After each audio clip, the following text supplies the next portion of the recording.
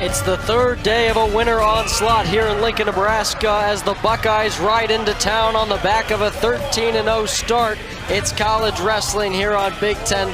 But how about 157 pounds for the Buckeyes? Maddox shot in place of Brandon Cannon. Brandon Cannon picked up an injury against Minnesota, so the true freshman will have a chance to take on the reigning national champ, Andrell Taylor. We'll also see Patty Gallagher step aside at 165 pounds for the redshirt freshman Ethan Burden from Dublin, Ohio. But we start at 125 pounds. The returning national qualifier Nick Bouzakis is having a very good year with wins over Dean Peterson, Jor Volk, and Steve O'Paulin of Iowa State against the freshman Cale Lordson. Cale Lordson hasn't gotten many dual nods so far, but shows a lot of trust from the coaching staff to put out Lordson against an opponent as big as this one. Last time we saw Lordson in action in the Devaney Center, he wrestled Troy Spratley of Oklahoma State, and he fell 4-12 in that match. He's got his work cut out for him with Bouzakis. Bouzakis currently ranked number 2 overall. He did not wrestle at Nat Duels when the Buckeyes faced the Huskers. That was Brennan McCrone. And notably, Bouzakis' only loss this year comes to McCrone. His only loss on the season to his teammate McCrone. McCrone dealing with injury.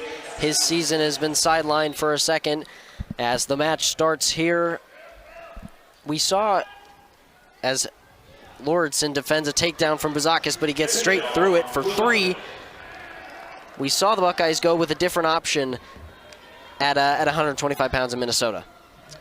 Yeah, Brendan McCrone was a great option for them there. But again, this just shows the depth that the Buckeyes have to be able to put out anybody in their room and still manage to get a win.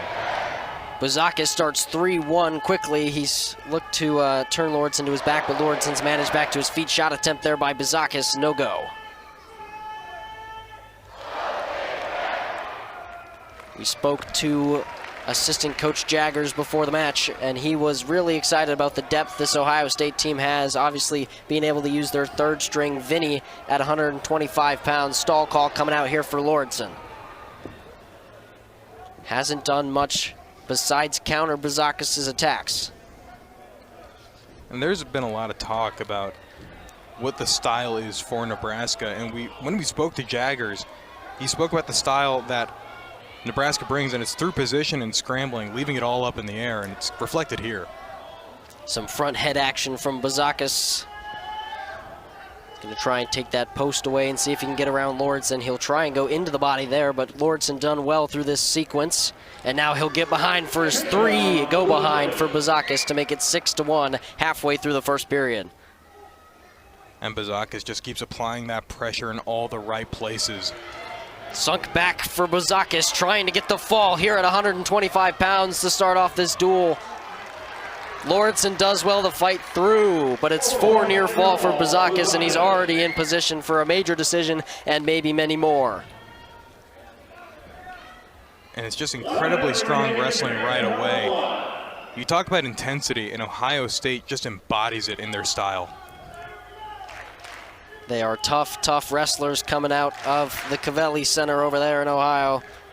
As Lordson doing his best to hang with the number 2 wrestler in the country, only behind Luke Lillidahl of Penn State.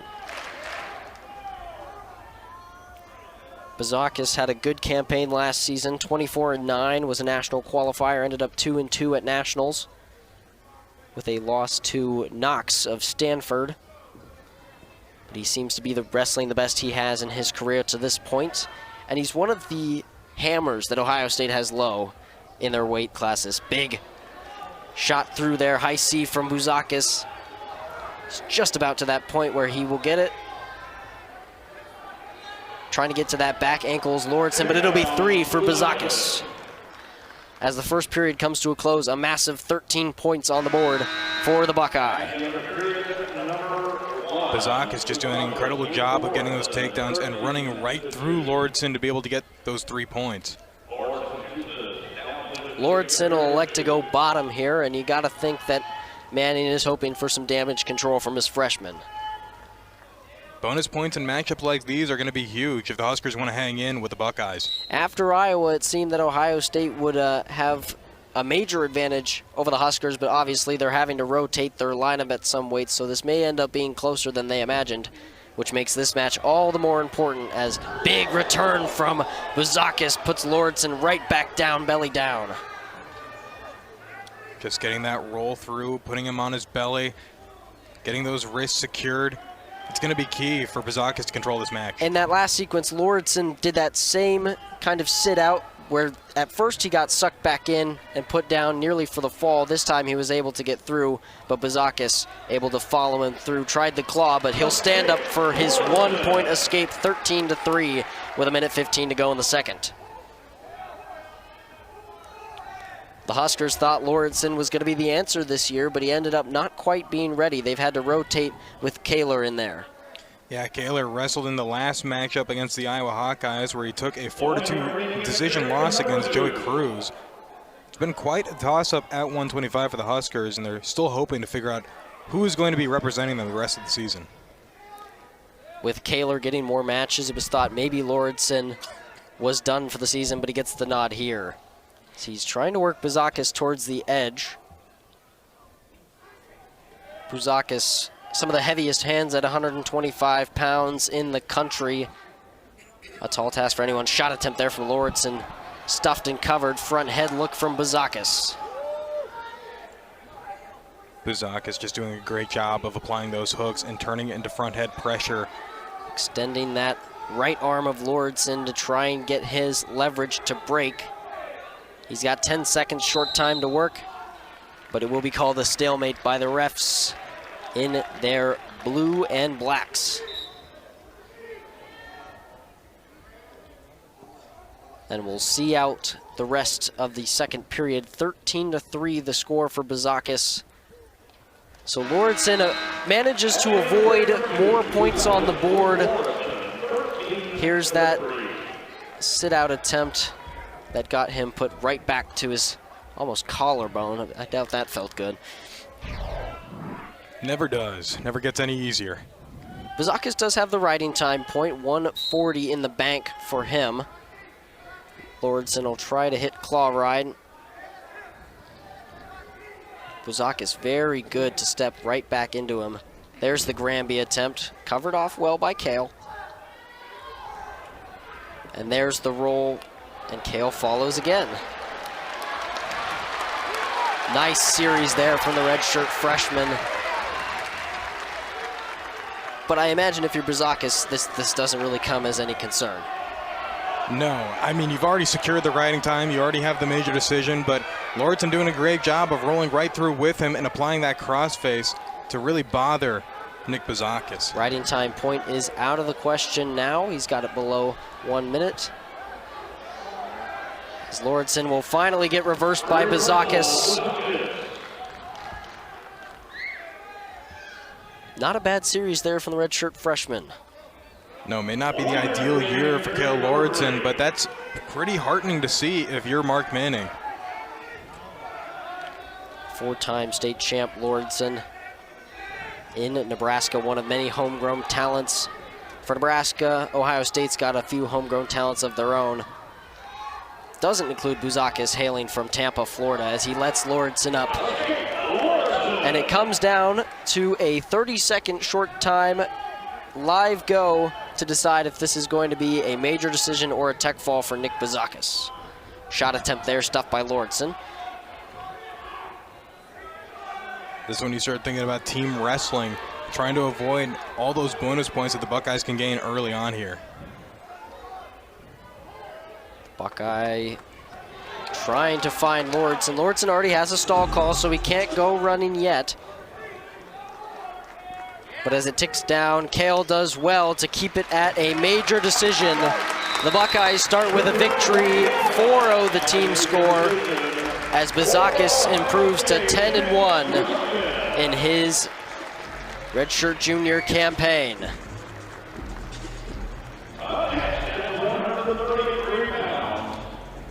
There's that reversal from Buzakis.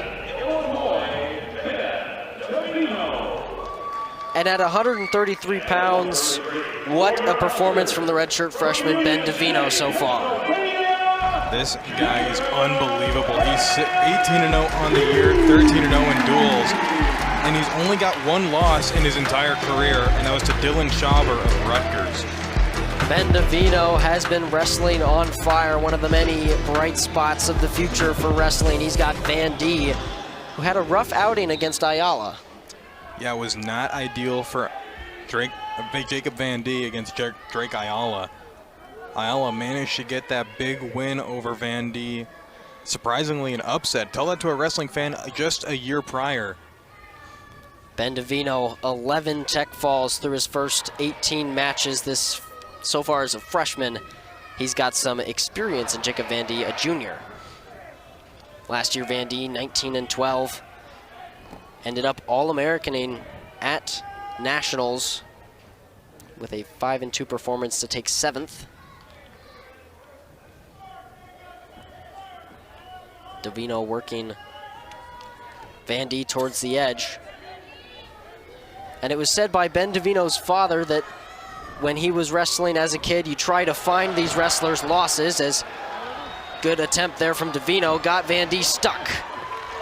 And that is 3 for Davino. You try and find a young wrestler losses, and that's what they did, and that's why he attributes so much success at this level.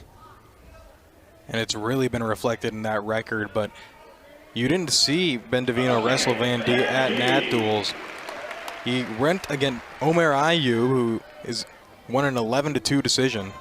Well, a major, but Van D was one of the Huskers at National Duels that got limited time with some shakeups. And Trell Taylor, another one who ended up having a weekend where he had to sit a couple matches out due to injury. We'll see him later on. 3-1, Bendavino leads just over halfway through this first period. And Van D, he won 12 straight before losing to Ayala. He's trying to show that he belongs at the sharp end of 133 pounds. And what really separates Bendavino is this hand fighting that we're seeing on display. He's just constantly posting up on Van D's head and forcing him to hand fight him and constantly level changing. And he's kept Van D towards the edge of that match for the most part of this match so far, under a minute to go. Like you said, Nebraska likes to wrestle through positions, and we saw on that first takedown it was a scramble that ended up going Davino's way, but Van D is a wrestler who likes to operate in those scramble positions. You really see Davino eating up a lot of real estate, and Van D being forced to play defense here, not quite shooting in as often as Davino is willing to. Coach Jaggers said before the match that Davino is a beautiful asset to have in a wrestling room. He's got the pace, he's stingy, he just loves the sport of wrestling. It's his sport and his hobby, and he's a good follower. And he told me it won't be long before Bendavino is leading this Buckeye team into duels. As he sees out the first period, 3-1 advantage for the freshman.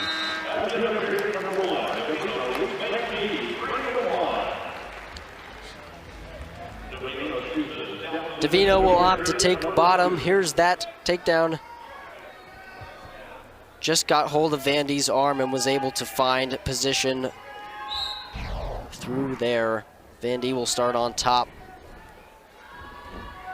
Looks like he's trying to get to his feet. Davino. There's that return from Van D. Van D's a tough customer on top, but not enough to keep him down for more than 15 seconds. Davino will grab his escape. It's 4-1. You just see Davino will his way to stand up, fighting off the hands from Van D. It allows him to get that escape and set up more of these shots that he continuously sets up against Van D. Some good shot fakes from Van D. Had full down block out from Bendavino. He's going to need a couple more of those if he's going to go and get a takedown here.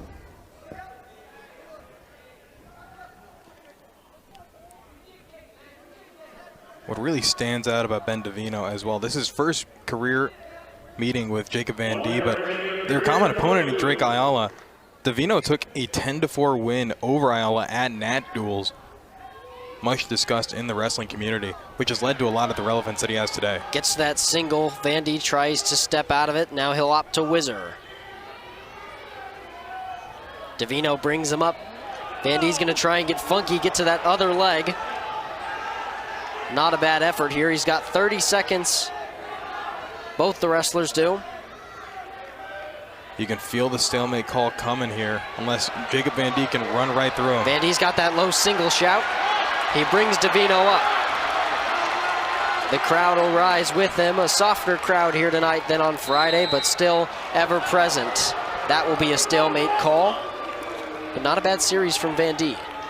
No, you get to that high center. It makes you more dangerous in that position. Great call by the referees, though. So Van Die and Davino will head to the third period. 4-1 the advantage. It'll be Van Die's decision. If you're Van Die here, starting off the third period on bottom, you got to get an escape quick and set up a shot. Nobody's got the ride time, so it's still anybody's matchup. The head coaching staff for Ohio State, led by, of course, Tom Ryan, but also Jaggers and Stieber. A lot of championship pedigree in that locker room. Van Die going to his go-to moves. Tight waist from Davino. And there, he'll cut away for a 4-2 deficit. And not often we've seen so far from Van Die this year that he's had to go chasing in the third quarter. You know, we actually had a lot of talks leading up to the Iowa matchup for Nebraska, and we spoke to Shane Sparks, and he spoke about the kind of mentality that you have coming off a big loss and how that puts you in a quarter and forces you to wrestle your best against opponents like Ben Davino visiting Devaney today. Van Die said that his mindset changed from sophomore to junior year. Something clicked, and he's been much more intense and he's operating with much more conviction with his wrestling. His confidence has really skyrocketed, and it was reflected in the fact that he hadn't lost since November until Ayala came to town. But Davino holds the lead. How impressive has he been? We talked about the 11 tech falls as Van Die's try to force some action. He took down Evan Frost of Iowa State in a 4-2 decision. That was a huge result for him with 40 seconds to go. Van Die doing a lot of work with his hands, but not a lot. There's a shot attempt stuffed. Now he's got that 2-on-1 stall call for Davino. Van Die's trying to work that head. Shot attempt, low single from Davino. Tried to roll through as Van Die, and Davino's gonna pop out for 3. Great defensive wrestling from Ben Davino. Does not allow Van Die to get that shot off, and he just stuffs him and turns it into 3. Ben Davino manages the pressure wonderfully to take a 7-2 victory over number 8 Jacob Van Die to make the team score 7-0 as Ben Davino improves to 19-0. They'll take a break between matches. Ohio State has gotten advantage with Bizakis' win over Lordson, and Van Die falls to Davino 7-0. This is Big Ten Plus. We'll be right back.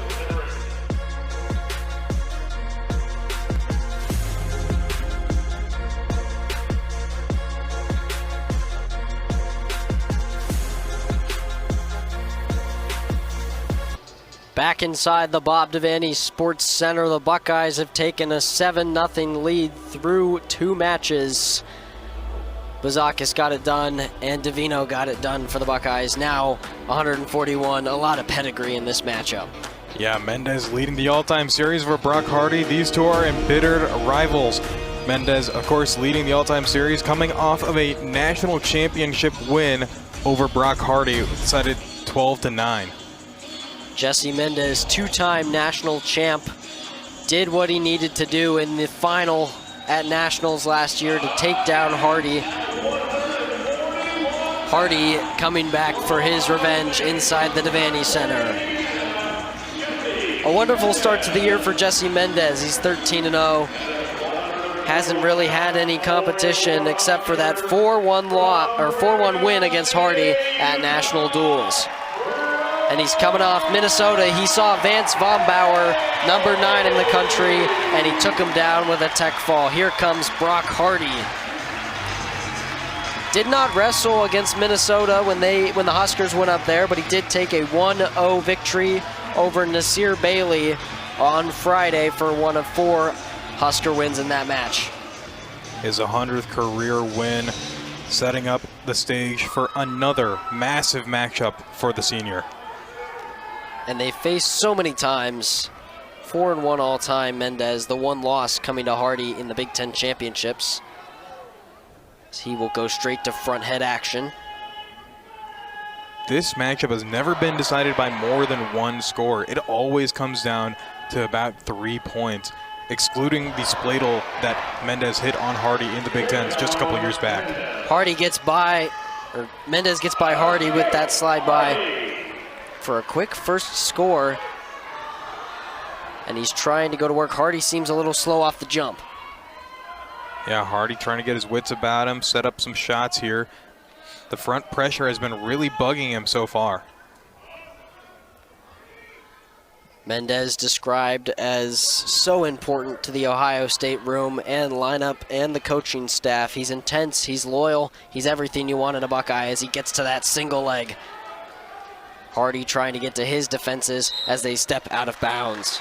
Yeah, when we spoke to Coach Jaggers and we asked him, what does Mendez mean to you? He said, how much time do you got? He's been like a brother, he's his best friend, he's almost like his son. He spent as much time with him as he would his own children.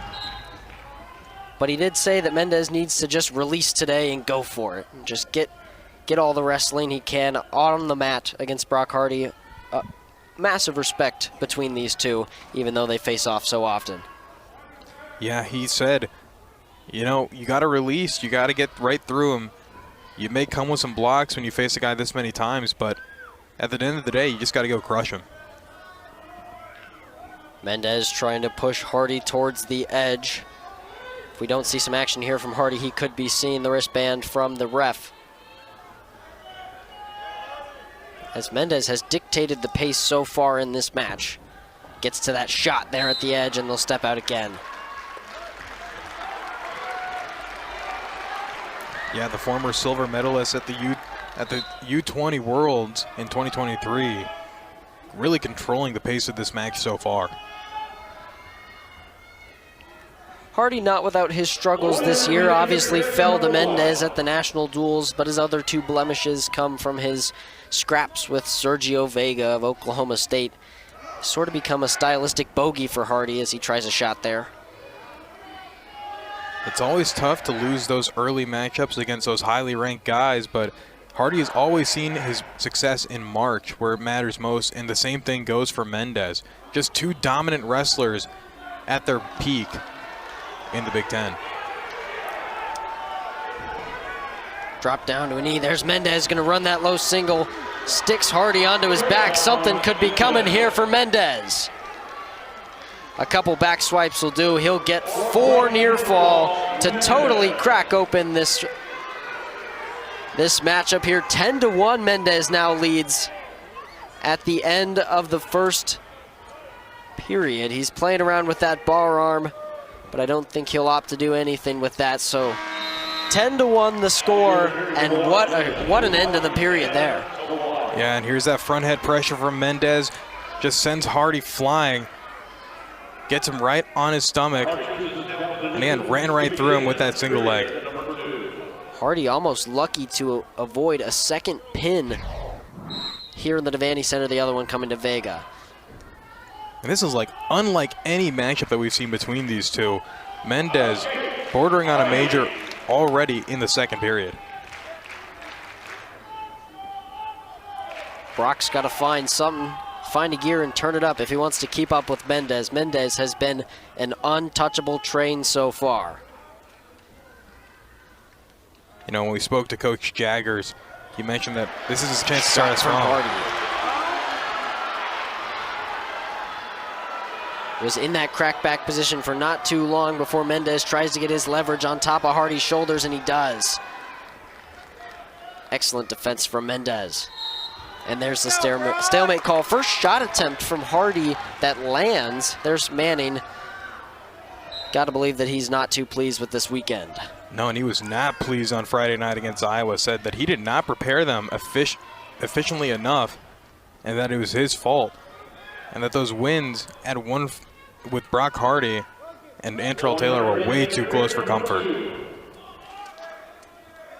Manning, a veteran in this wrestling business. He's been at Nebraska for 26 years now. Shot from Mendez. Gets to that single, doubles off. There's 3 as he ties up the legs. Mendez doing a great job of keeping that toe in, working on Hardy. And they'll step out. I mean, the Buckeyes and the Cornhuskers have come up against each other many times over the course of Tom Ryan's and Mark Manning's career. Tom Ryan, the only one to end up at the very tippy top of the sport. Yeah, getting that 2015 national championship, and they've also got some runner-ups in 17, 18, and 19. This is the best team that the Buckeyes have had all decade. As they returned 8 of their All-Americans, Hardy steps out and added 2 transfers, Dylan Fishback and Ethan Stiles, who we'll see in the next match. As Mendez tries another one. And it's only the end of the second period, and Mendez has a 10-point lead on Brock Hardy with 1 second away from riding time. And as far as Coach Jaggers is concerned, this is what he was looking for when he said he needed to release. There's Mark Manning looking on at his senior. Hardy looking to finish as strong as Mendez has. Both of these wrestlers have the same common goal. It's to get at the very tippy top of the podium at Nationals, and so far Mendez has gotten there 2 times in a row. Hardy will start on top. He'll try to work this leg series. It's very clear for Mendez at Ohio State. This is his final year of competition, but his goal is to finish as the national champion for the 3rd time. And with this win, you got to think he is well on his way to that goal. Mendez has always been a march wrestler. I mean, same thing goes for Hardy, but Mendez just finds the ways to win. We spoke to Jaggers about those ambitions for Mendez, and it comes with world titles, Olympic titles. It's the very pinnacle of the wrestling world to be able to wrestle for your home country, especially considering Team USA and the kind of competition that you're going to be seeing in college. And these are the kinds of competitions you see. These are going to be the USA future team members. Hardy was trying to work that arm series, maybe get to a head lever or a bar, but it wasn't there. He'll have to try again. Mendez sees him try to put the leg in immediately. Can't defend it. Hardy's going to look at a cradle shout.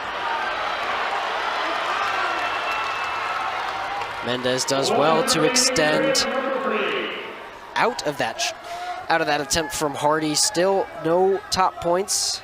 Obviously the riding time is all the way down, so that won't be a factor, but he's got a couple more points in favor. You got to think this strategy was to go out and try and get a pin. Yeah, you could reminisce on Big Tens just a couple years ago when Mendez hit the spladle on Hardy. Could be a possible attempt at that, but it's just so hard to set up in the first place. So Brock will let Mendez stand right on up. Actually almost gave up a reversal there. Hardy trying to go to work.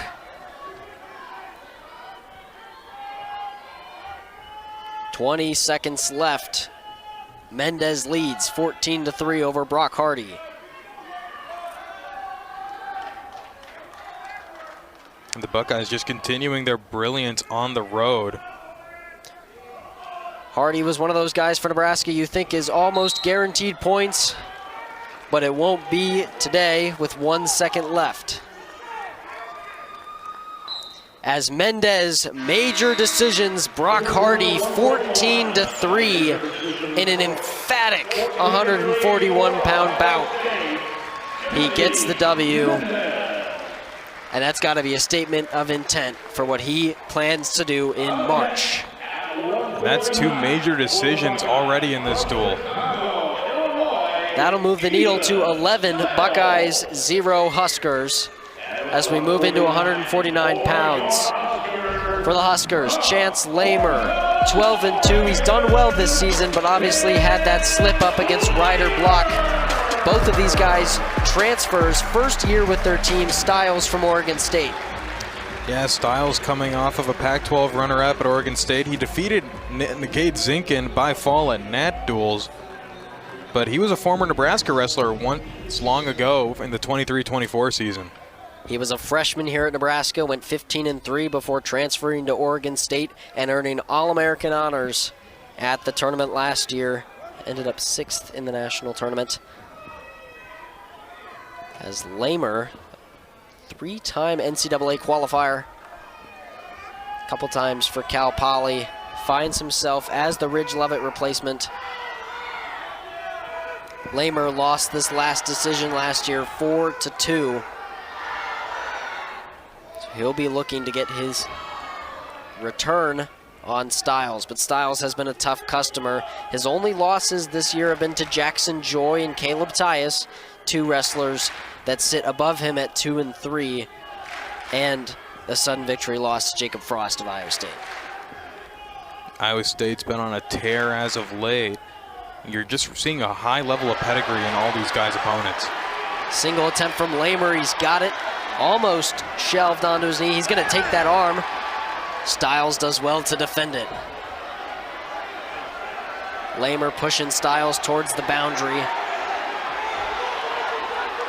Husker fans hoping for something here, as that's 3. Well, no, he'll take his hand right back down. Controversy here in Devaney. Crowd believes it was 3. We'll see if Manning decides to use the brick. I think he's going to save it and trust that Chance can go get another one. That is a tough call, going out of bounds. Trying to grab both ankles was Lamer.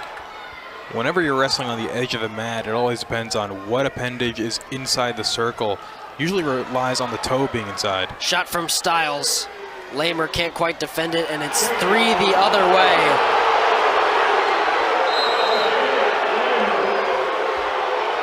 And the escape for Lamer, as the refs are going to start talking. You'll see Manning get up on the stage to argue the call. No brick from Manning. I think the refs are going to go review this themselves.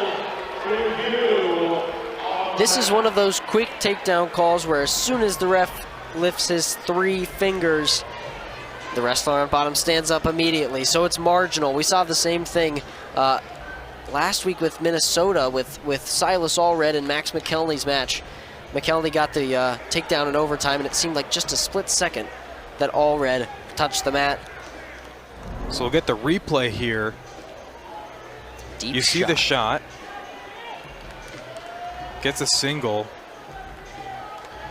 Comes around. No hand secured around the arm for Lamer. He comes around the back to try and control the waist. And it's just so marginal that you got to be able to challenge that one. Here's the other angle. That looks like 3, but he stands real quick. We'll see what the refs decide. It's such a razor-thin margin for takedowns in those kinds of natures. Lamer hasn't had the best results as of late. He didn't wrestle Minnesota, and then he got the start against Iowa. And it was a 5-5 match, and he ended up on his back.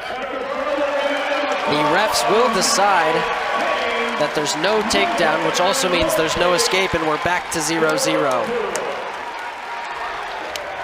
So no need to even throw the brick for Mark Manning, and he gets the call of return. And here's Coach Jagger still arguing the call.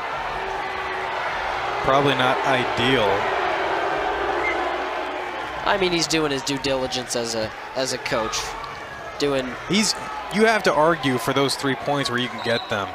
You've seen Ohio State dominate so far, and they're really looking to make statements in the Big Ten and show that they're ready for those later duels. Obviously, all eyes are going to be on Ohio State versus Penn State in a couple weeks' time. Shot attempt from Styles, countered by Lamer. And Ohio State wants to make a big move here in Nebraska.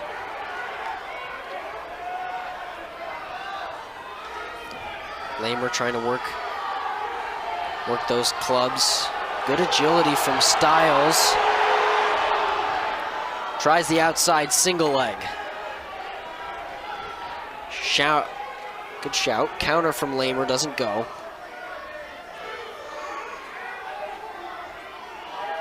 And you see these guys take a step back from their shots and just go back to that hand fighting.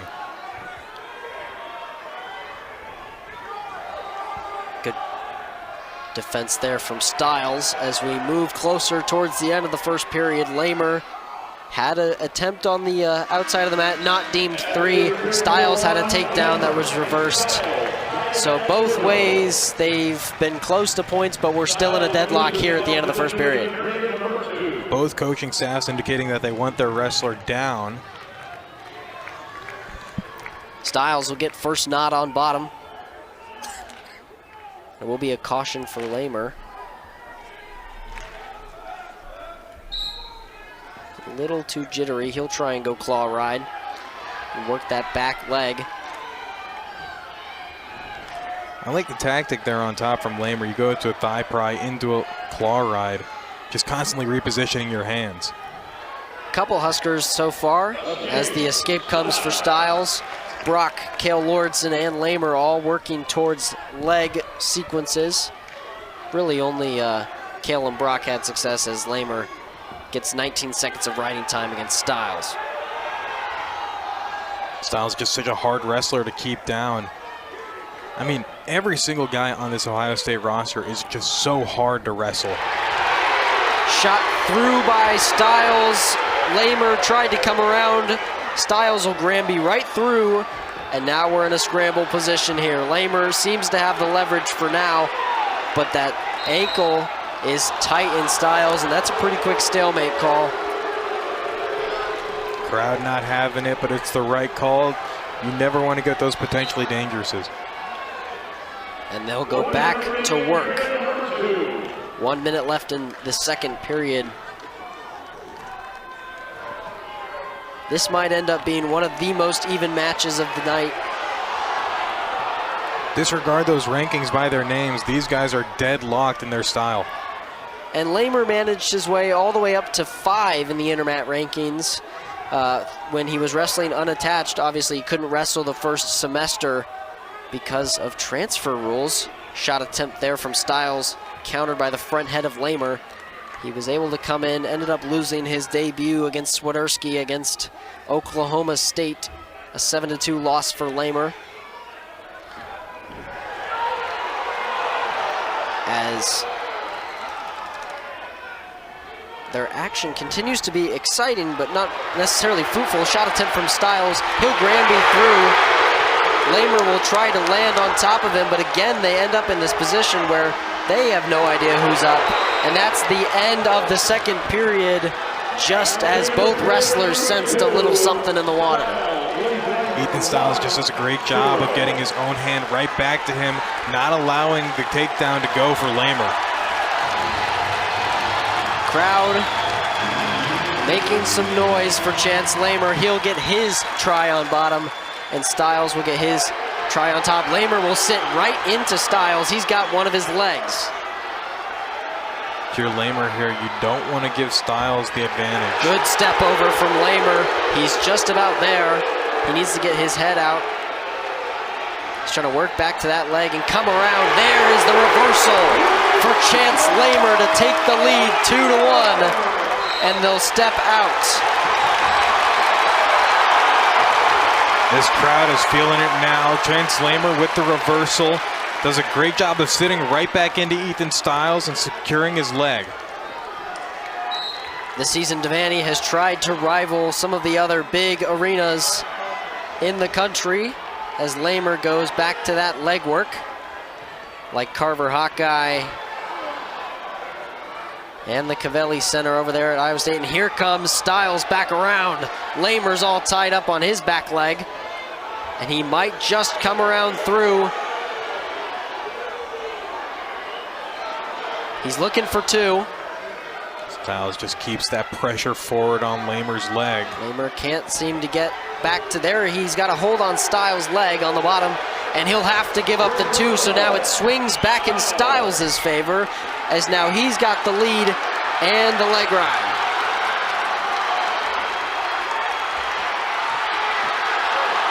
Huskers hoping for something from their wrestler here. Lamer's got 40 seconds to work. Working the Sun Devil is Stiles. That's a hard one to get out of. He'll bring Lamer towards his back. Lamer trying to sit out, and here he goes, he's out. He's out, it's 3-3. Chance Lamer and Ethan Stiles. This one's gonna go down to who wants it more. 3-3 riding time, not a factor for either wrestler. Have yet to see Lamer in a sudden victory period. Shot there from Stiles. He wants to go get it done in regular time. Lamer is going to do what he needs to do to see it through to sudden victory. This will be the first time we've seen Lamer in sudden victory as a Husker. And you got to think this is a big one for the Huskers if they want to get back into this duel.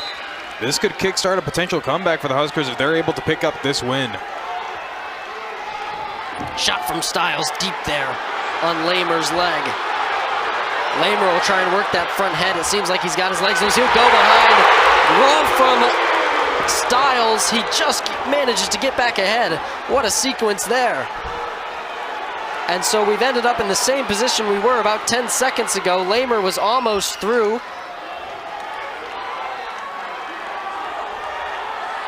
Tied up in each other's ties. Still leverage for Lamer. Stiles is going to get his head out there, and they're back to equal pegging. 3-3 shot attempt from Stiles, countered by Lamer. He's going to get to that single leg. Both wrestlers look to be gassed. Stiles shot attempt there. Lamer's going to try and put heavy hips on him. Stiles is going to bring him up. Lamer trying to get to that backside. Wrapped around his chest. Here comes Stiles through the backside. And he will just try to maneuver his way around that top leg. Lamer probably hoping for a stalemate, and he finally collapses as Ethan Stiles takes the 6-3 sudden victory win for the Buckeyes. And that's just all about motor. Stiles kept going at it, did not let up. Both of those guys were so gassed out, and it just came down to who was more exhausted. Seemed like there was a chance there for Lamer to get it done several times in sudden victory, but it ends up Stiles' day. Frustration from Coach Manning. 14-0, the Buckeyes continue to roll on Big Ten Plus.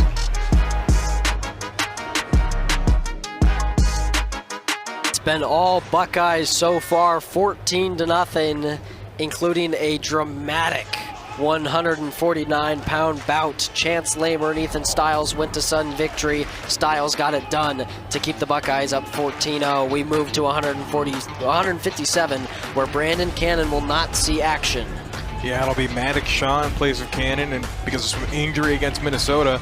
But Shaw is 7-1, including unattacked. He's 13-3 in duels. He's got a major decision in the tech fall, along with 2 pins this year. He lost to Joy 11-1 at the Clarion Open, and he was 3rd at the Kent State Open. But he gets a shot against the reigning national champ in Antrell Taylor. Across the stripes, it's Antrell Taylor. Had a rough time against Ohio State at national duels. Ended up dropping that match to Brandon Cannon. And he will have to be the man to jumpstart Nebraska, as it seems like he always is. Yeah, he picked up a win last time out against Iowa here. He had a controversial 1-0 match, unlike anything we've ever seen before.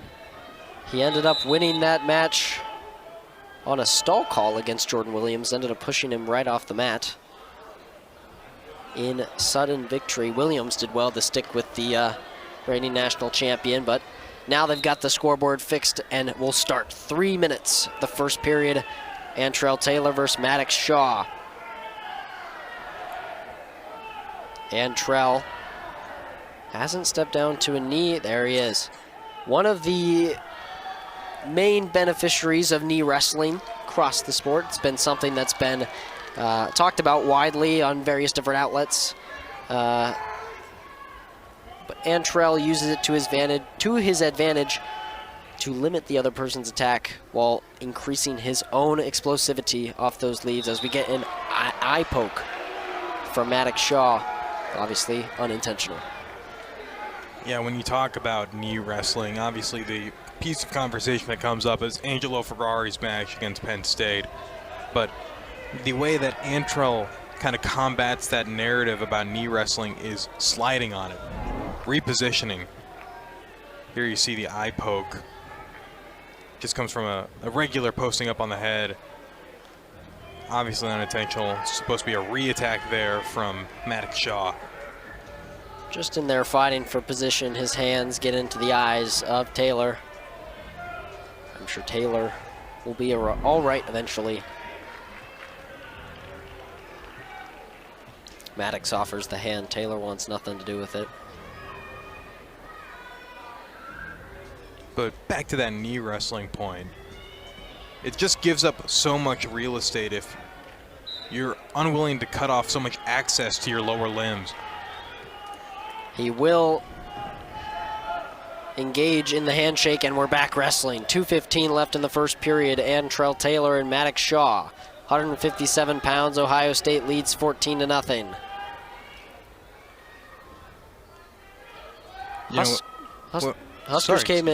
Huskers came into the season ranked number 2 in the country. Obviously, they sledded all the way down to 6 after national duels. I mean, what's different from this team to last year's team that finished second at nationals? Obviously, you get a lot of your guys back, but Rich Lovett isn't here. He's gone on and graduated, hoping to make Team USA. But then you get that switch up at heavyweight from Harley Andrews over to AJ Ferrari, and you're forced to redefine 125 with Caleb Smith. It's quite the difference when you talk about those guys that have been in your system for a couple years, 2-3 years, or their entire career, to now having to switch gears and really focus on the guys that are seasoned veterans in your room. Nebraska has had to turn to the transfer portal, obviously adding Lamer and AJ Ferrari this offseason as Taylor pushes Shaw towards the boundary. As many teams have done so far to kind of supplement their lineup, Ohio State has done it too. They added Fishback and Styles to replace their 2 qualifiers that left. Rogatska, the one at 84. Another poke in the eye from Shaw.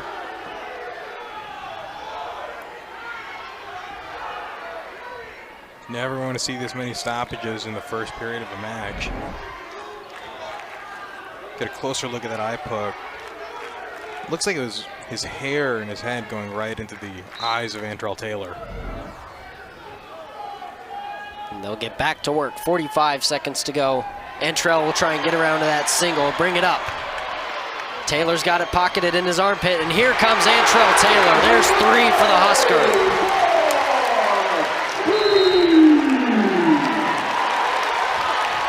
And you just love to see him shelve that ankle and trip up his opponent. You know, when I spoke to Shane Sparks when he came here to the Bob Devaney Center on Friday, we spoke about Antrell Taylor and how he just gains a second gear from this crowd. Taylor will opt to go neutral straight away. He's not interested in wrestling on the bottom. Deep shot from Shaw, stuffed well by Antrell, and he'll try and get to work. With that front head series, that same front head series that here in the Bob Devaney Center as he slides by, trying to get to that body lock, but he'll go single instead. We have a man on the mission. He's got 13 seconds to try and make something happen. He'll bring him right up, same position we saw, and trip straight to his belly. That's 3 for Antrell Taylor to finish the first period. And Antrell Taylor is wrestling with a fire under his belly. But as we were talking about that front head series, he's so good in there. Here's that single, hard club, perfectly timed trip. Looked kind of like Hardy's trip against Simcox of UNC a couple weeks ago. Just perfectly timed on the back of the heel. Taylor makes quick work of it. He's back on his feet, 7-1. And you got to think the Huskers need bonus points from this matchup, considering that there's no cannon here. Yeah, you're looking to the star and Antrell Taylor. Deep shot from Shaw, stuffed by Antrell Taylor. Antrell Taylor's your guy. When you need points to be put on the board, you look to Taylor. That front head series, he pinned Stony Buell of Purdue from that series.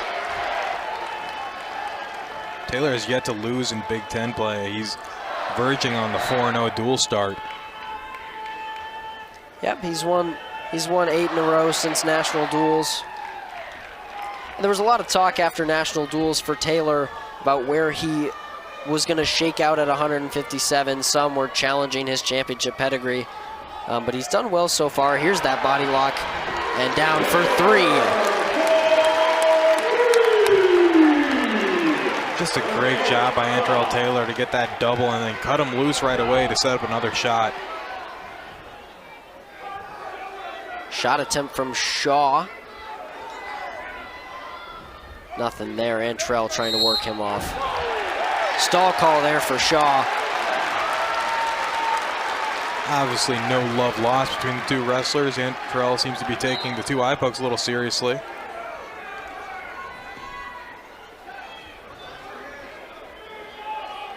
Antrell back to work. Shaw, he's a true freshman thrown into the lineup. He's wrestling up a weight as well. He's a 149-pounder. So he's done honestly well enough to combat that loss of weight. You know, his only losses are to really competitive guys at this level, Jackson Joy and Sergio Limley, picking up 13 of them. Antrell seemed to almost go for that cradle attempt. Shaw will stay on his leg. He's got 8 seconds to fight through this rest of the second period. And that's how it'll finish the second period, 10-2. Antrell Taylor leads.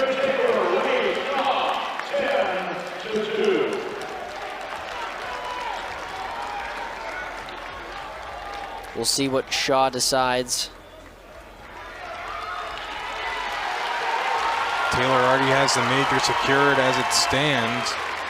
It's going to be blood time for Maddox Shaw. He'll look to patch up whatever ailment he may have over there. But this is expected from Antrell. It's the backup wrestler for Ohio State. Yeah, you already start out in a hole. It's 14-0 Ohio State. You're looking for those bonus points to possibly kickstart a comeback on the back end of this lineup. And some of this aggression from Antrell may be from those eye pokes, but you got to imagine he might be a little bit annoyed that Brandon Cannon's not on the other side of the mat. Yeah, if I'm Antrell Taylor, I'm circling this one and I'm expecting a full comeback.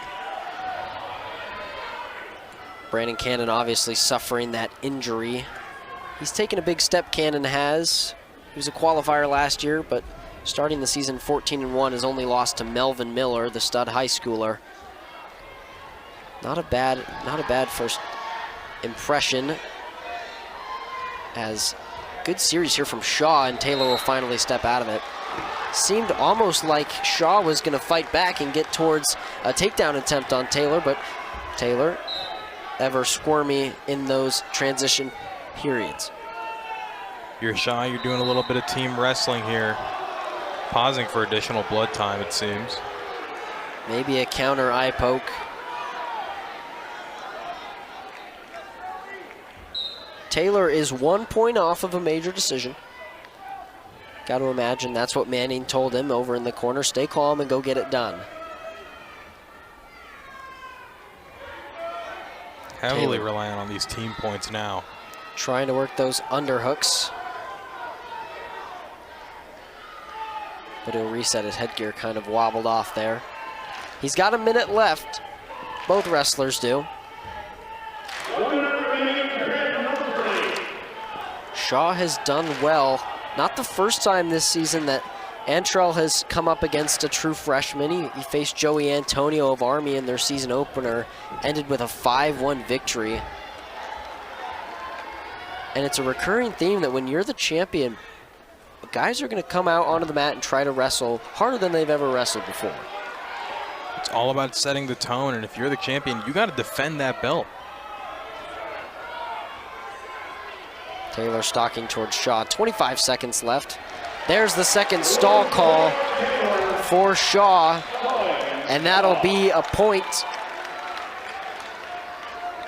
for Taylor. He leads 11-3, so the major is in the bag. And it looks like Taylor will see this one out. A nice response from the Husker from Omaha, Nebraska. Millard South graduate. He's won here 11-3 over Maddox Shaw. Puts Nebraska on the board. Major decision for the junior. That'll make the team score 14-4. Huskers kind of slide into the intermission down 14-4. The Buckeyes are rolling. Brock Hardy was dominated by Mendez 14-4. We'll be right back after the intermission on Big Ten Plus.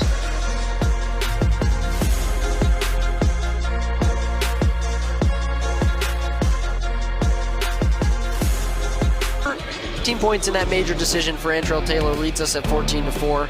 What do the Huskers have to do here? You've got to find the bonus points where you can get them. You've got plenty of matchups to do so. LJ Attaruho has a chance against Ethan Burden, the relatively unproven freshman for Ohio State. Ethan Burden steps in for Patty Gallagher. It's an effort that the Buckeyes coaches are taking to rotate their lineup and see who's going to get the nod going forward. At 165 pounds tonight, it's Burden. Gallagher got the nod against Minnesota, but he will sit tonight. 4 tech falls, 2 falls for Burden. This is LJ Attaruho's 12th straight ranked match since the season opener of Army. And it's been a ridiculous run, and I spoke to Ridge Lovett about it, and he said that, well, that's why you wrestle Big Tens. That's why you wrestle a Big Ten schedule, because he's a redshirt freshman, and all of those matches are only going to make him so much better when it comes to March time. Obviously, he's at a weight. He lost to Michael Caliendo pretty handedly against Iowa, Mitchell Messenbrink. So if he takes this year to learn all he can, he's 6-5 in those ranked matchups. He's still ranked 7 in the country, so not a bad redshirt freshman year for LJ. No, and all things considered, when you get into those matchups against those top-ranked guys with plenty of experience, and you're still keeping it close, it's pretty promising if you're Mark Manning. Burden, no slouch himself, redshirt freshman from Dublin, Ohio. Not the only Dublin, Ohio wrestler on this squad. Both teams do well with homegrown talent. Ohio does it almost better than anyone in the country, keeping guys around. He's a Midlands champ. He's 1-2 in duels, but he's definitely no slouch. Yeah, Burden reflected in his record, 17-6, 1-2 in duels, but 26-12 in his career. In his only Big Ten duel, he is undefeated, so this is quite the test for him. Burden has one of those unique stylistic advantages that as he tries to drop down to that single leg, he is so lengthy. He's taller than most wrestlers are, especially at 165 pounds. And you can see even from this casual wrestling right here, he's got the reach advantage on LJ. Yeah, and LJ's got length himself, but Ethan Burden just has so much of it. His wingspan is ridiculously long. Obviously good for posting on the shoulders, but Burden and Gallagher have shared time. Gallagher has got the start last year. 17-9 was Gallagher. He was an NCAA qualifier, 2-time qualifier for the Bucks. 0-2 last year at Nationals for him. He ended up losing to Sparks up in Minnesota, number 11 in the country for the Golden Gophers. The same opponent that LJ Attaruho beat pretty handedly. 9-2 when they were up there in Minnesota. So we'll see what Burden can do. Good sprawl from Attaruho.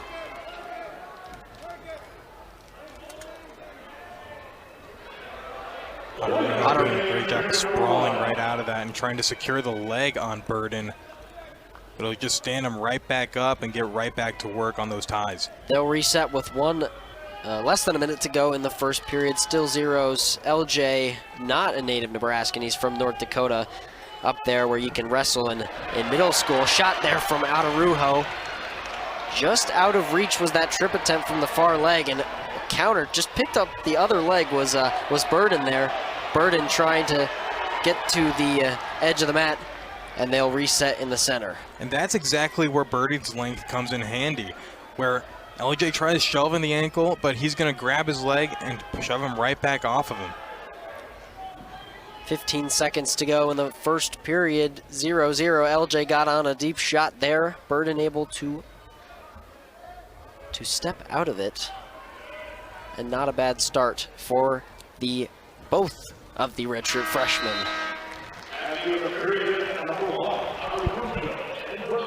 Burden will defer, so it'll be LJ. He'll go down first. LJ, another connoisseur of the leg ride series. We'll see that maybe in the third period, as we've seen throughout. Another stylistic choice of Mark Manning's teams. They wrestle through position, they scramble, and they leg ride. Burden will start on top.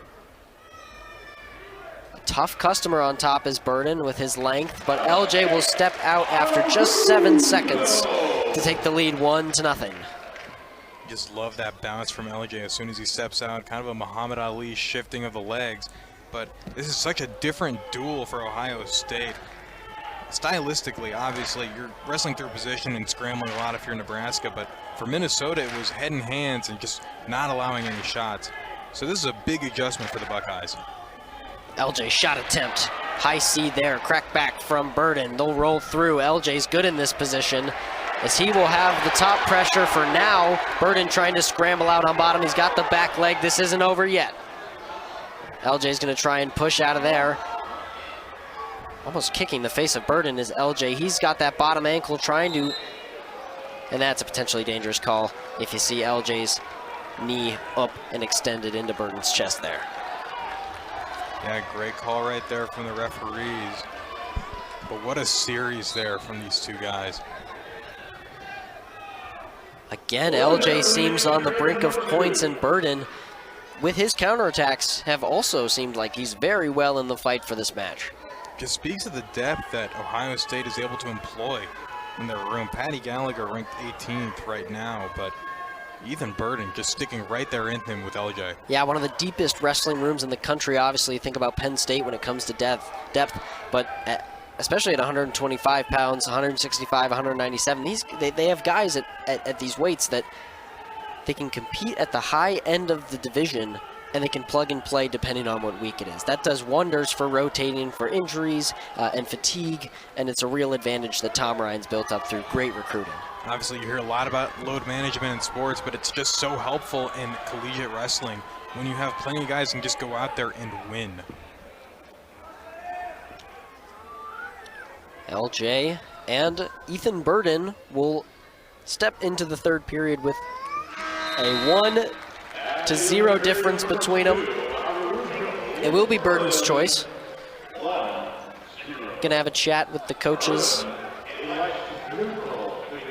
and he will decide that he would rather go search for a takedown than start on bottom against LJ. Probably a wise decision, LJ being the connoisseur of those leg rides, like you said.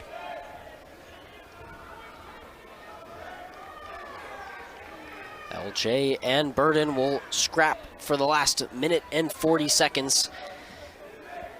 Trying to work that underhook is LJ. And he's just slowly pushing Burden towards the edge of the circle. Just kind of nudging and nudging, trying to, maybe elicit a stall call here.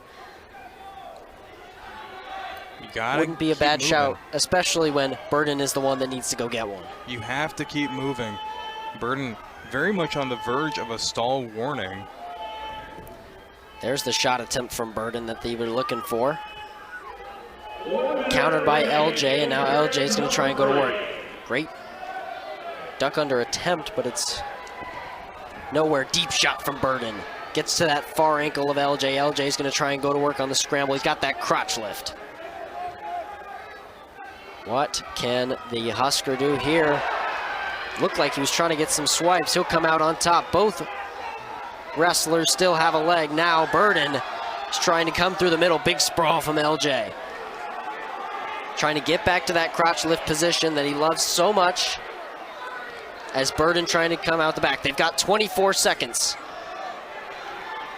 Burden, this would be a dagger if he could get it. LJ trying to come out the back. 15 seconds, short time here. LJ and Burden. 10. Can Burden find the difference? 1-0. He's going to start tugging on that knee. Watch the knee, the ref says. He's not going to get it done. 1-0. LJ Atarujo gets the decision victory over his redshirt freshman counterpart. It was scrappy, wasn't very pretty, but LJ manages the win over Burden. And you gotta be pleased if you're the Ohio State coaching staff with that effort from Burden. A lot of promise there. Burden will no doubt get some praise for that. That was a tough match against a tough opponent. Yeah, Ohio State coaching staff said they've been happier with some losses than they have been with some wins this season. Going into 174 pounds, here's a critical match. Carson Charla versus Christopher Minto. This is a big match for Minto. He went to sudden victory against Patrick Kennedy of Iowa and just got gassed out right at the very end. It's going to rely heavily on both of these guys' gas tanks here. Yes, a 2-1 TB1 loss to Patrick Kennedy. Minto is in and around the sharp sticks at the top of the 174-pound bracket, and one of those guys up there is Carson Karshla. 12-1 on the season. He's had a good season so far. He beat Minto 5-1 at national duels, and he took down number 5 Matthew Singleton 8-4 NC State duel. He's on an 8-match win streak, and he's been untouchable for the last month or so. These are two All-Americans looking to establish what their later competition is going to look like at Big Tens and the national tournament. Well, it's been a while since Karshla was an All-American. It was 2022. He placed 7th. Last year, he ended up losing to Lenny Pinto of the Huskers for potential All-American honors. He's a 3-time qualifier from Ohio, another native kid wrestling for the Buckeyes. Yeah, Minto's a little far from home, from Cape Coral, Florida. He hadn't lost since Alex Facundo, but then took that tough loss to Patrick Kennedy. But he was a pleasant surprise for the Huskers last year and looks to continue that here. The Huskers didn't really know where they were going to go post Bubba Wilson, but after Wilson got injured, kind of spelled the end of his Huskers career after Minto came in and took the ground running, placing 4th last year in All-American as a redshirt freshman with that vintage win over number 4 Barraclaw of Utah Valley. Shot attempt there from Minto. Karshla is just going to step right around it and try to work with some leverage, but they'll reset halfway through the first period. Minto, Karshla. And this is just another Nat Duels rematch. Karshla won 5-1 against Minto last time out. Obviously going to try and get a different result here, but the Buckeyes have just made the most out of those Nat Duels rematches that we've seen. Shot attempt from Karshla, deep on Minto. Minto knows how to scramble. Occasionally, he's pretty good at it. He'll step through. Karsla's not going to let go of that leg. And we're in an interesting position. Minto's got both legs wrapped up on the back end here, trying to sit out and get his leg free. And that'll be a stalemate call, and probably the right stalemate call. He avenged his loss against Facundo of Oklahoma State from Nat Duels in their duel here at the Bob Devaney. He's obviously hunting the same fate for Carson Karshla. Karsla's been around for a while, a couple injuries he's dealt over his Ohio State career, but he's found his way here. The resilience all up and down that Buckeye lineup is something to be applauded. And it just speaks to that culture that they've got. When we spoke to the Ohio State coaching staff, it's our stuff, our skills, our style. They want to dictate everything. Right now, it's 0-0. Minto and Karshla with 20 seconds to go in the first period. One shot attempt from Karshla. Minto countered. Some fakes from Minto. Other than that, hasn't been much action, but I don't think either coach is going to hate that through the first period. Again, it's just a sign of respect between two great wrestlers.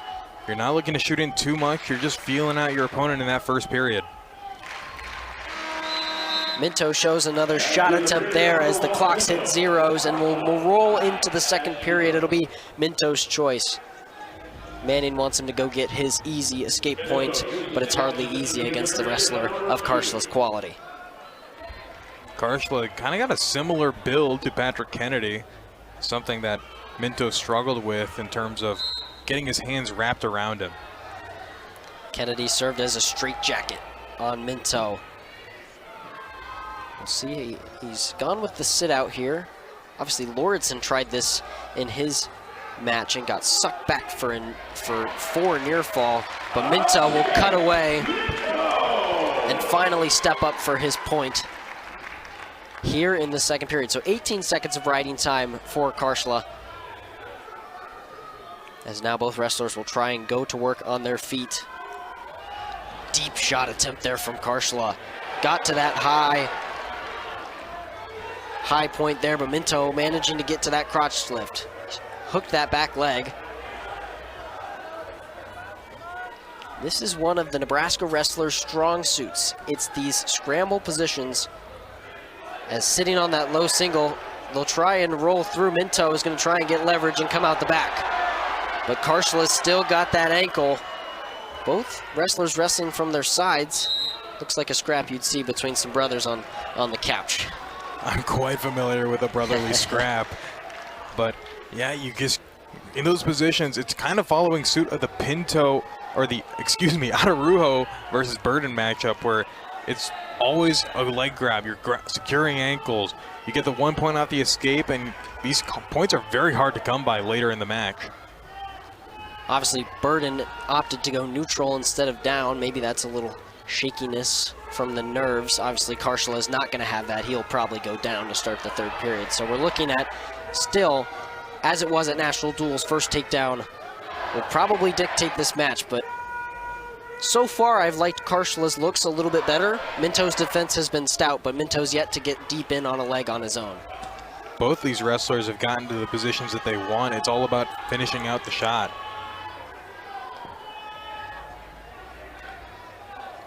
Minto slightly taller than Karsla, gives him a slight advantage in those points, but as you can see, Karsla is pretty stout in his own right. As that will take us to the end of the second period. Minto leads by 1, and we've got a big third period for the duel right here. Right, the Huskers trail by 7, really strong, small lineup for the Buckeyes, but the Huskers have to go win some matches that they didn't win at National Duels if they want to get back into this one. Yeah, if you're going to kickstart a comeback, it has to start here, and Minto's going to be key for this one. Minto looks to that ankle, but solid as you can be. The rock-colored singlet there from Karsla indicates his style on bottom. It's all 1, so 1:45 to go in this third period.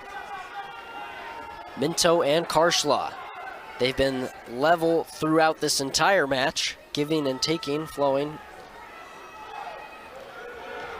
Shot there, low single from Minto. He's going to try and double up. Big sprawl from Karsla. I mean, what a defensive attempt there from Karsla. Now he's got the underhooks. What a move there. They'll fall out of bounds, but looked like a quick duck under from Karsla. And if he didn't get that hand caught, it could have been something there. But Minto manages to take him out of bounds. And that's something we've seen a lot from Minto. He has no issue getting to that single leg. He just is not able to finish those shots as strongly as he was at the beginning of the season.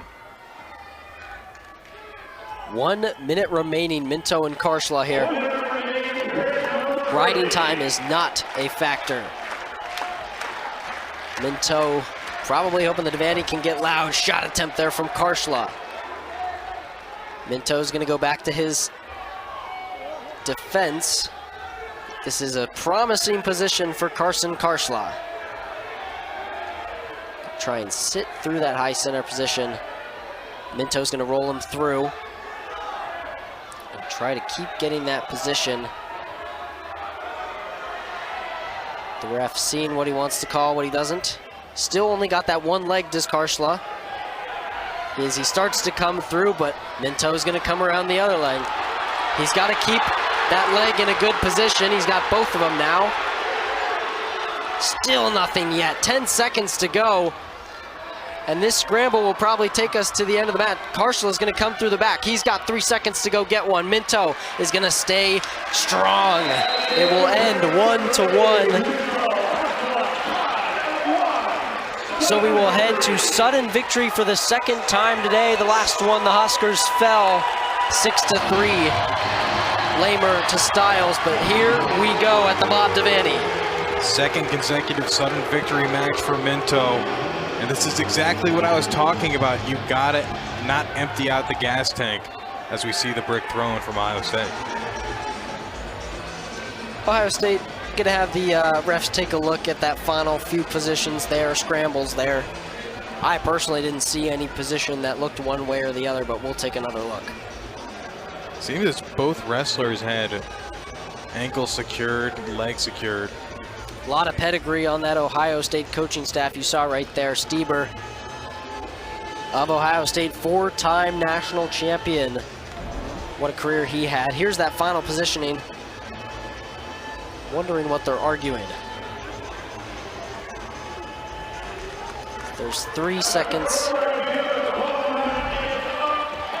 Yeah, I think that was just a call just to try and see if there was anything there, but yeah. It could also be a strategic way to get a little bit of rest before heading into sudden victory. I think both wrestlers could benefit from that as we start sudden victory. Karshla versus Minto. Just as close as the match in national duels. That was a 5-1 win for Karshla. Minto's brought it to this point. Shot attempt from Karshla. Step through by Minto. He's going to get deep on a shot. Oh, Karshla can just get that leg out. It's either wrestler's game. Minto deep on a shot. He's going to chase that back ankle. Karshlan's going to step around. Both wrestlers back to hanging on to ankles. And there's the stalemate. Looked like Minto and Karshla had chances to win it there. And just really smart wrestling from Karshla to avoid the early takedown to end this match. The Husker team trying to get behind Minto. Same for the Buckeyes. Everyone's on their feet in this arena.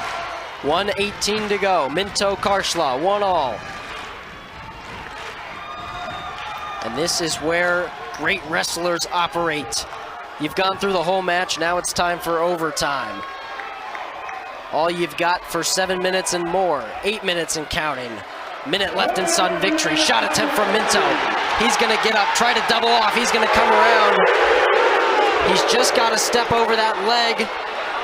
And he'll have it. That's 3 for Christopher Minto, and the Bob Devaney erupts.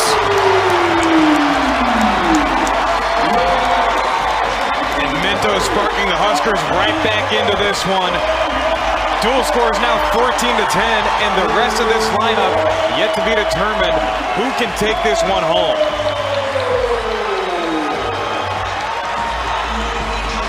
Minto gets it done in sudden victory and gets his rematch against Karshla and makes it matter 14-10.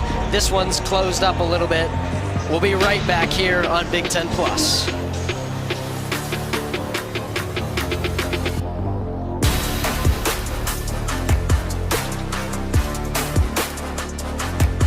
All dressed in black. They've brought it back to 10-14, the team score. Nebraska versus Ohio State. And we move into 184 pounds. Yeah, you got Dylan Fishback and Silas Allred. This is an NCAA's rematch just from not too long ago. Fishback actually losing to Silas Allred in consolations 4-0, but also a Nat Duels rematch where Fishback had defeated Silas 9-1. Fishback, the transfer in from NC State. He went 16-8 in the national qualifier, like you said. He's got a good season going, 12-2. Sudden victory losses to Ferrari and McKelney of Minnesota. Also a sudden victory loss Allred had to McKelney. So level pegging here in the Devaney.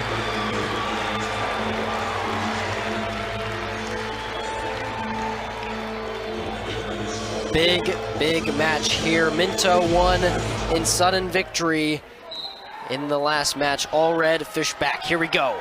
Start of the first period. Another net duels rematch for the Huskers. Not a great starting point for the season for them, but they've gotten themselves right back into this duel and are looking to make a statement after getting their feelings hurt with Iowa. All red working the ties with Fishback. All red has seemed on the cusp of something the whole year. He was an All-American last year. Has some upper body action here between the two. Has got those losses by a couple points to McElney and to Aiden Sinclair at the top of the division. This match could go either way. A minute gone, not much happening between All Red. He lost against Iowa, against Gabe Arnold, who filled in for Angelo Ferrari. Speak about a Swiss Army knife. Gabe Arnold just filling in where he's needed and getting those wins, but All Red has put together quite a strong year so far, sitting at 11-5.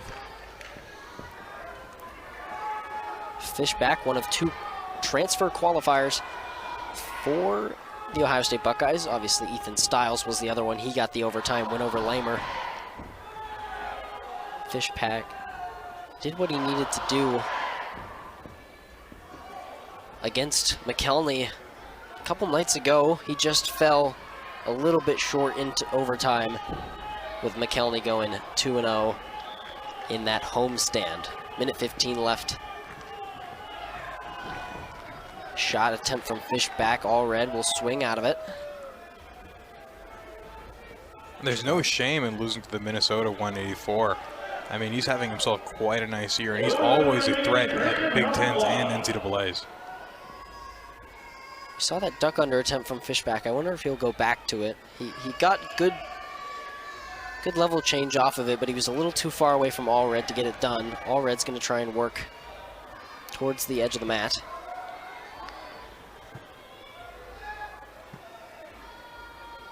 Don't want to linger out there on the borderlands for too long.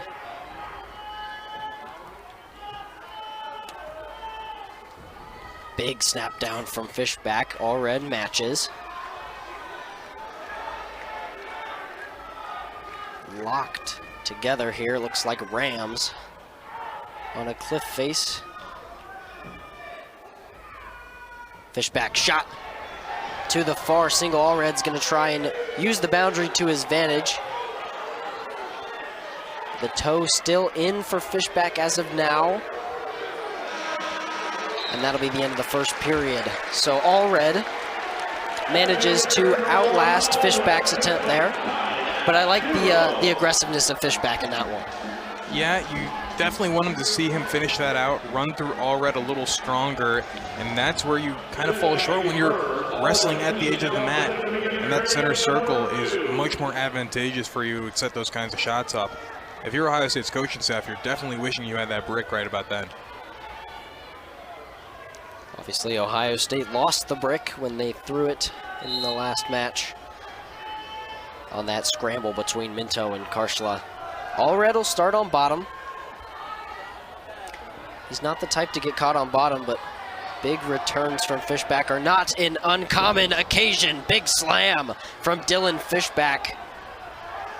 And riding time might play a difference. He's got 20 seconds and counting. If he can hold down All Red for more than a minute, that will put him in prime position to get this done, and All Red will step out. Big re-attack. So he will not get his escape point. Did not quite disconnect enough. No, Fishback did a great job of just sticking one hand on him and not letting go and just running right through him as soon as he repositions. Fishback taking his time, getting back to the center. He's got 30 seconds in his belt. All Red tries to sit out. Gonna follow. Stands up here. He got to the same position a couple seconds ago. And there he cuts a little cleaner by holding both of those hands back, and he's got the advantage. 1-0. Riding time not a factor. Silas is just a great defensive wrestler, and he's so patient. Every single shot comes at a premium with All Red. That is his strength, but His drawback is it comes on the offensive end, often failing to score against the top opponents. We'll see if that changes here. Fishback kind of caught in Allred's trap here. A little shot fake from Allred, trying to keep Fishback on his toes, and they break. 40 seconds to go in the second period. Allred leads 1-0. A big match right here, considering there are 2 more after it. And this duel is far from over. 14-10, Ohio State leads. The outcome of this match determines who might possibly win this thing. Nebraska favored in the rankings-wise in those last 2 weights at 197 and heavyweight. And with the first period coming to a close, or the second period, sorry, Allred leads Fishback 1-0. You're starting to think about back into the duel where Lamer lost in sudden victory, and maybe Buzakis could have gotten that tech fall against Lauritsen. You know, you start to make these what-ifs, whatever happens. But now it's all focused on 184 pounds and the third period. Manning still has his brick trying to guide Allred to a big top 5 win. And Fishback trying to defend his top 5 ranking and get another win over Allred.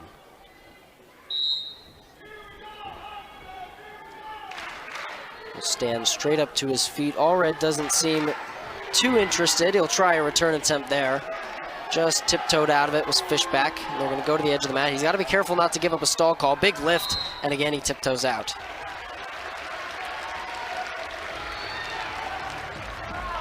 I think Allred will be okay trying to ride here, but what he needs to make sure he does, if he chooses to do so, he needs to not linger on top when they are standing for too long, because a stall call here could end up determining the match outcome. Yeah, we saw a lot of that last Friday, stall calls deciding matches, especially within that 157 matchup. Yep, and neither wrestler has a stall call yet, but once you get one, increases the chances for another one. Now they step up back to their feet, and Allred's going to try and drop down, and there's the escape for Fishback. So riding time done and dusted. There's nothing to do there. It's 1-1, Fishback versus Allred. And this is exactly what you were talking about, Ian. Next takedown wins when you get to these situations. It's all tied up. It's 0-0 again, and nobody's got the ride time. You got to go out and get a shot. Both wrestlers kind of like Minto and Karshla, waiting for the right time to strike. Differently than the last match, Karshla and Minto were scrambling almost the entire time, whereas I don't think Allred and Fishback have gotten into that complicated of a fixture quite yet. Yeah, and it's such a stark contrast to the rest of these lineups with a lot of high-volume scorers. Obviously, you didn't see Brandon Cannon today, but Ohio State still has plenty of guys that are high volume. They're looking to score as much as possible. Shot from Fishback. Kind of a shallow shot. Allred just follows along. 30 seconds to go, a little less than. Allred and Fishback all tied up at 1. We're looking at a potential sudden victory match in a row. Low single attempt from Fishback. Allred wasn't ready for that. Allred will have to work towards that back ankle, and he will get a big sprawl. If he can get past that arm, it would do something for him. He's got 8 seconds. Allred doesn't have it there. Fishback will come back to his feet, and we will advance to sudden victory over time. Fishback's leg drive was just too much for Allred to secure that single leg. And again, a second consecutive sudden victory situation between these two teams. Looks like Fishback has some sort of blood time going on here. Or injury, we'll see what's wrong. As he takes his headgear off. Looks to be potentially up in that eyebrow situation. A chance for both of these wrestlers to rest, but it's also not a good thing because both wrestlers are going to cool down right now. Their limbs are going to go cold a little bit. That's why you see both, well, at least at Allred's corner, they're rubbing his limbs, trying to get him to stay warm and stay active. And as you saw on that final shot attempt, Allred was a little lazy on that defense. And you just see him not quite finish out, and it's always a gas tank issue. Whenever wrestlers are not quite finishing those shots, it's usually due to a lack of energy late in those matches, and we've seen that a lot, especially that 149 matchup where it could have gone either way in sudden victory, but Styles just outlasted Lamer. Fishback will walk off the mat.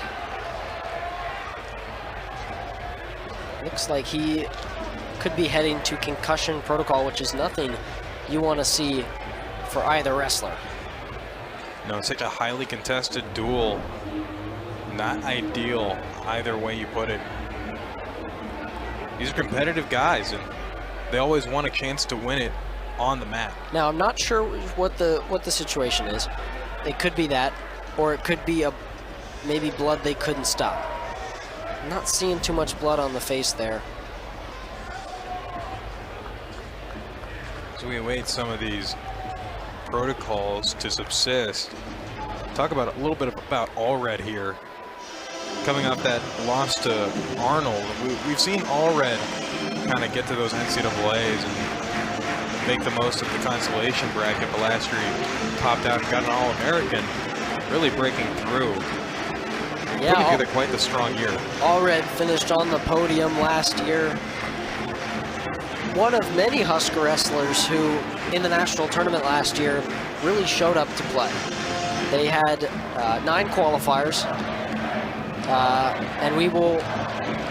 they had 9 qualifiers and ended up with 9 All-Americans through those weights. That's not a bad turnout. 8 All-Americans, sorry. We return to the Bob Devaney Sports Center, as does Fishback return to the mat. For the rest of sudden victory, he stepped aside, looked like he banged up his head a little bit there. But so far through the first periods, a little bit of action here and there, but they felt their way here. And now both wrestlers are gonna have to wrestle from a little bit colder than they were than just before this. Allred and Fishback, 1-1. Big dual implications on the line. Who can get the first takedown? Only seen Fishback get real deep on shots. Allred's been defending so far through the rest of the match. Allred and Fishback coming out into this one cold. It's going to be a tough sudden victory period for the both of them. Deep low single from Fishback. Allred trying to go to crackback, but good hand position. That hand sliding up the back. Allred, great scramble back up to his knees. He looked dead to rights there. Trying to knee slide in is Fishback. Allred is going to take this to a stalemate. I thought Fishback had him there. And you see some disagreements from the crowd. Obviously, these two guys are such excellent defensive wrestlers, and it's so hard to come back cold after spending about 4 minutes not on the mat, and you just kind of have to run around, get yourself jogging a little bit, maybe put on a sweater if you have to. 1 minute of sudden victory left. Fishback and Allred. I think some of the crowd is wanting stalling of some sort on Fishback, but Allred hasn't done all sorts of much either. Shot there, as I talk about it, deep in from Allred at the edge of the mat. He's trying to bring that single up. He'll bring it back. Trip there from Allred, trying to get to that back leg. He won't go. Brings it back in, Allred. Fishback gets to that ankle. Not a bad defense there from Dylan Fishback. They have 28 seconds.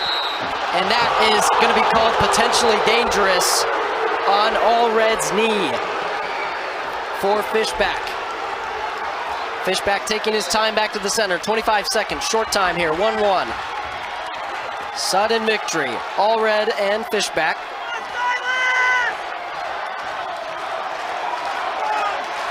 A lot on the line. Allred and Fishback are gonna tie up. Some half shot attempts here and there to see out sudden victory 1. And we'll go to the extra periods. The coin flip goes green. And he'll defer. Allred will take bottom. Now he's got 30 seconds to get onto his feet and get his point here. Fishback taking his time. Should Allred get off his feet, get onto his feet, stand back up and get his point. He has the advantage going into the additional period beyond that, unless he can turn it into more points. Straight out goes Allred. Now he has a chance to go get some more. Pushing Fishback towards the barrier. 2-1 now the Husker leads. Not much action from either opponent here. All red getting chants from the home crowd as they will head to tiebreaker number 2. Now the choice goes to Fishback. He will have to go neutral as the rules dictate. Fishback needs a takedown. Deep shot off the start. Good defense from All Red. Both no stall calls for either wrestler. So All Red can do as he pleases for a little while, trying to dictate how this is going to go. Some big ties up. He's got 10 seconds, Fishback does. He needs to go get one here. Last-ditch effort from Fishback. Gets to the leg of All Red. All Red steps away. All Red will stay on the mat. Another attempt. All Red doesn't really have to care. That will be it.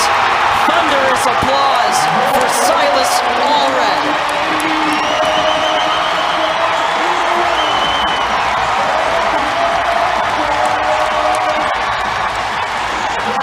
That's exactly what I was talking about with All Red. One of the best defensive wrestlers in the Big Ten. Shows exactly why he's considered so. He sprawls out of every shot you throw at him, and he is willing to take his time. And that's what led to that win today. So from a 14-point lead for the Buckeyes, the Huskers have battled straight back to make this a 1-point duel with 2 matches to go. Luke Geog and Camden McDaniel. Luke Geog, the sophomore from Ohio, Upper Arlington, Ohio. He's a St. Edward's grad. St. Edward's, a program that has so much pedigree. He's got Camden McDaniel across the stripe, 13-4 on the season, coming off a Tech Fall win against the Hawkeyes. Yeah, Camden McDaniel showed a lot of promise in that matchup against the Hawkeyes. Again, this is another one of those duels where you're looking to prove your dominance in the Big Ten, and Nebraska keeping the Buckeyes on edge here. Camden McDaniel and Luke Geog. Camden McDaniel have not faced yet this year. McDaniel was the only Husker wrestler to take a victory in that duel at National Duels. He beat Seth Shoemate, who got the nod against Minnesota, but not getting the nod here. It's Luke Geog, number 10 in the country. Geog, you mentioned from that pedigreed line of St. Edward's High School alums, just so many notable names coming from there. You look at the head coaching staffs of Big Ten schools and fellow wrestlers even on this lineup. Luke Geog, last year, it was the same story. He split reps with Seth Shoemate. 2 years ago, he was an NCAA qualifier, where he went 0-2 and lost to Silas Allred. Cam, obviously last year was his true freshman season for the Huskers. He ended up on the podium at Nationals, as good deep shot attempt there from Geog, battled off by McDaniel. He finished 5th at Big Tens and ended up 8th in Nationals to earn All-American status. Yeah, All Red defeated Geog twice last season at NCAAs and Big Tens. Deep double there from Geog.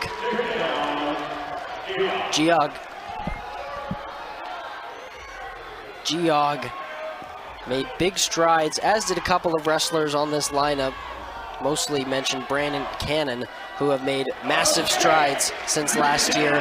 McDaniel will step out for his escape, and it'll be 3-1. The one knock on Cam McDaniel through his first year and a half at the collegiate level has been his ability to compete at the top end. He's always in and around the 10 to 12 range. You know, he lost a couple close ones here to Bates, 17 of Missouri, and Merrill twice of Oklahoma State. I think this would be a good matchup for either wrestler to kind of prove they belong in the top 10. You know, and looking around the wrestling community, WrestleStat had some things to say about the top Big Ten 197s, and a lot of that was assumed that Obviously, at the top end, you're seeing Penn State, but then Cam McDaniel hangs right below. And Cam McDaniel's putting together such a strong campaign. Deep shot there from McDaniel. He's going to chase around at the edge of the mat and get his 3 back.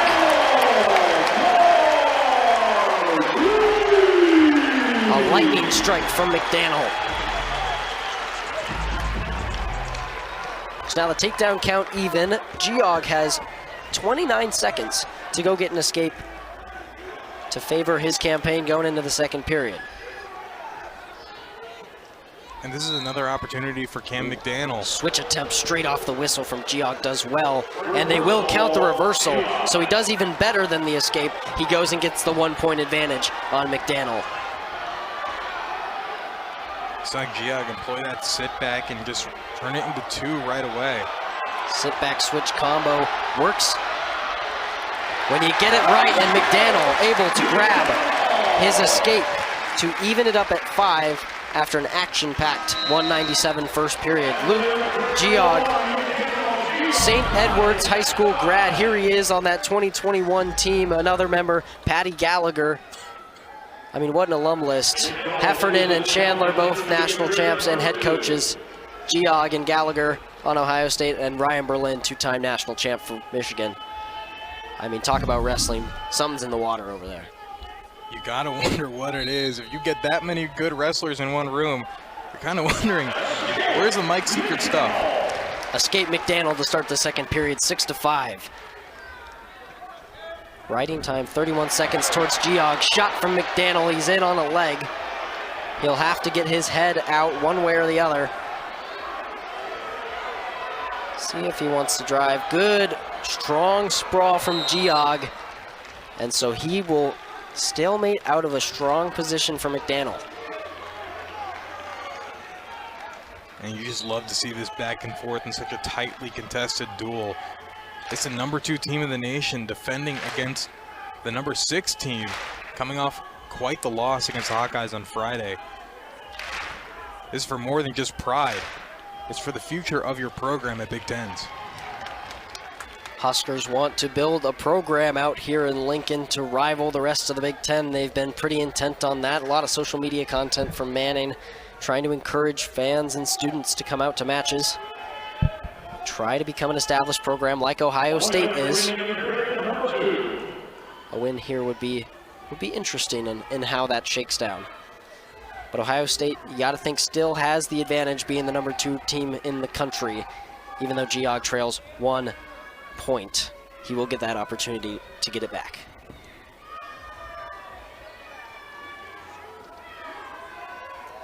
Shot split looking pretty even right now. McDaniel has a couple deep, I think 2 or 3.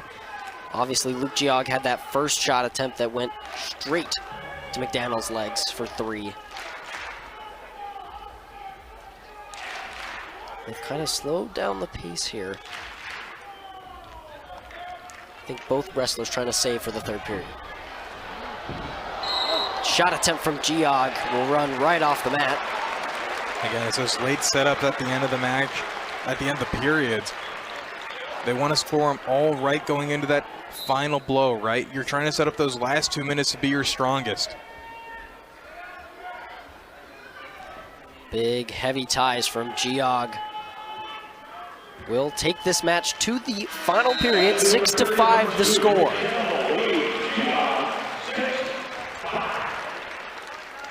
Manning offering words of encouragement. Looks McDaniel showed the sign to Manning that he wants to go neutral right away. He's still deciding. What is he gonna pick? He's gonna pick neutral. McDaniel's gonna try and go to his shot, so he's not gonna waste any time, and he's gonna go try and get a takedown.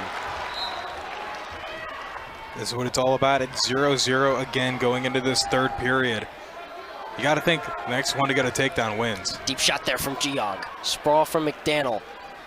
You gotta start thinking about whether that reversal for Geog is gonna come into play, and if that'll be the decider. Obviously McDaniel tied it up with that escape, but deep attempt there from Geog. Try and get to that outside low single. Won't go. Both of these wrestlers really quick for 197. Yeah, you kind of look at the speed and strength that these guys bring. It's those heavy ties. You're clubbing on the back neck. It really eats away at you, but they snap down into their shots so quickly. Shot fake there from Cam. 1 minute, 5 seconds to go. 6-all for Geog and McDaniel. Another tight match. This is exactly how both coaches knew it was going to be. Double attempt from Geog. McDaniel able to turn it into a front head attempt. And he will reset both the wrestlers, Geog and McDaniel. 45 seconds. The top end of this duel was going to be very close. Deep double from Geog. He's going to try and get up. Big sprawls from McDaniel. He's got him on his tiptoes, and McDaniel does well to get out of that. And a reshot for the Husker. Now in crackback. He's going to try and step over that far leg. If he can do that, it'll be 3, but it's nothing yet. There, an attempt. Crotch lift from Geog stabilizes. Geog's going to try and come around to that far ankle. Still nothing yet. 20 seconds. McDaniel's going to try and come through and hook that leg. That's 3 points on the edge of the mat for Camden McDaniel to take a 3-point lead with just seconds to spare. You got 1 second of your Luke Geog. You're hoping for a miracle. No stall call for either wrestler, and he's still on bottom. Now they've reset it to 5 seconds. And what a series for Camden McDaniel. And Geog admits defeat. McDaniel gets it done at 197 pounds to give the Huskers the dual lead from the death they have seemed to slide on back. And this is a totally different duel now.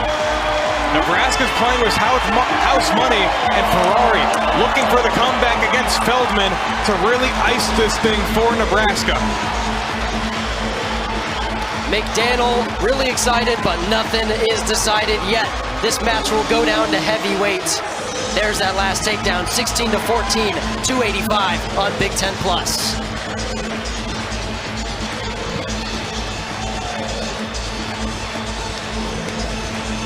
Calm. Calm, calm, calm. Yeah. And in a turn of events at the Bob Devaney Sports Center, the Buckeyes trail the Huskers 16-14 off of 5 straight victories, starting with Antrell Taylor and finishing with Cam McDaniel's 9-6 victory over Luke Geog, which brings us to 285. Nick Feldman, the 14-2 junior for the Buckeyes, against A.J. Ferrari for the Huskers. A rematch from National Duels. Yeah, Feldman defeated A.J. Ferrari 5-4 at Nat Duels. He was, you know, a black shirt for the Buckeyes. That means a lot. It's not an exact science. It just comes with pedigree, with hard work and determination. And Feldman embodies that for the Buckeyes. But here comes A.J. Ferrari, potentially to ice the match for a huge win for the Huskers. Now Feldman leads the series 1-0. He won that match 5-4. Got a go-behind takedown in the second period and leading 5-1 going into the final period. Ferrari able to grab another takedown, but he couldn't get it done. 5-4, that finished. And it all leads up to this. And when we spoke to the coaching staff from Ohio State, they mentioned that A.J. Ferrari's reattacks were going to be deadly. Feldman has to manage those and not give up any real estate. And Lovett said that the Huskers were banged up at national duels. That's why it seems so lopsided. A lot of the wrestling fans in this country seem to count out the Huskers. The Buckeyes and the Huskers are entangled here in a close duel. Ferrari and Feldman, 2:40 to go in the first period. Feldman, one of the stronger heavyweights, and he's built so well, and he's one of the few wrestlers that will get down against Ferrari and will go straight head-to-head. Get down into his stance. I mean, Feldman is such a talented wrestler, coming off a national qualification, one match off from an All-American last year.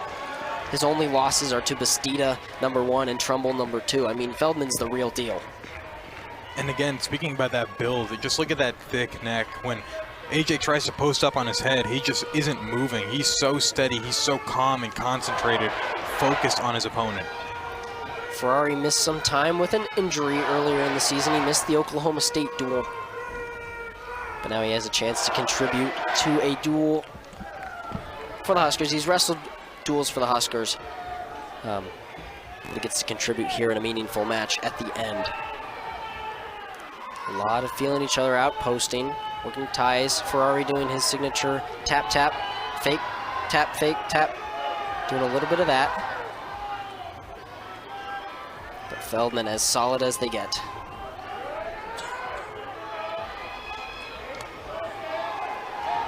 Ferrari choosing to do his usual showmanship. It's hard to separate that from him, but he backs it up. Yeah, Ferrari, the former champ at 197 when he was at Oklahoma State. He's coming off a big win against Coy Hopke. Managed another win against Ben Peter in the Huskers matchup against the Hawkeyes last Friday. Been quite the strong heavyweight campaign for the senior. He had to bulk up a little bit. And it shows in matches like these where he's not quite built like a heavyweight. But he does enough to stay in those matches. Yeah. I mean, Feldman, he's coming off a major decision of Hopke, 11-2 up in Minnesota. The same Hopke that Ferrari only won 2-1. And now that may be down to stylistic differences between the two. As this match will, I feel, always be a close one. And I don't believe this will be the last time that these two see each other, especially with Big Tens and Nationals just around the corner. There's just no exact science to winning these kinds of matchups. Deep shot from Ferrari. Here's that re-attacks that were so difficult. He's pushing Feldman. There's the stall call. So a stall call at the end of the first period gives advantage Ferrari.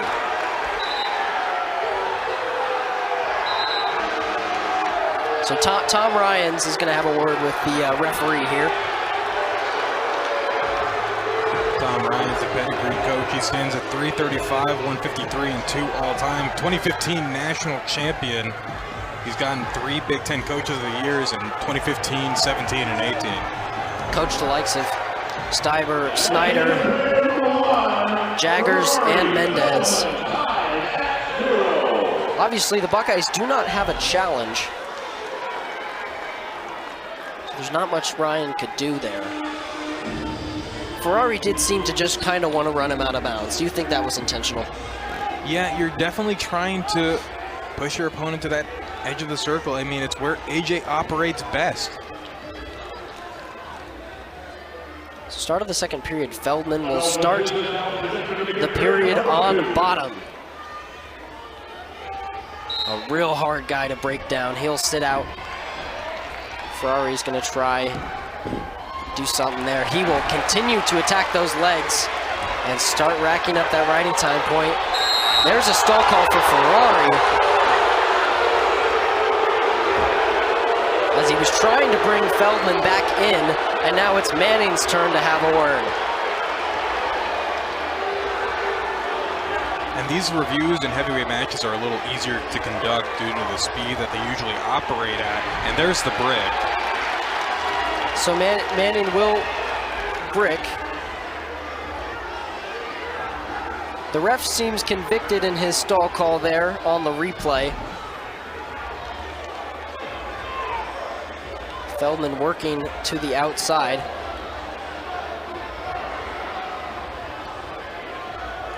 It's going to be a real tough call for the referees in such a crucial matchup as well. I get he's chasing and he's taking swipes here. He's still on bottom. This is not for points. Trying to bring him back in. I don't know, that's a tough call. It's not the lack of movement per se, but it's the footwork. I think he has a problem with this he just kind of sits there at the end of that sequence, kind of waiting to see if Feldman is going to tug anymore. Right. You see Feldman kind of walk his hands forward, so it's a big toss-up. It is upheld, so Ferrari will take the stall call.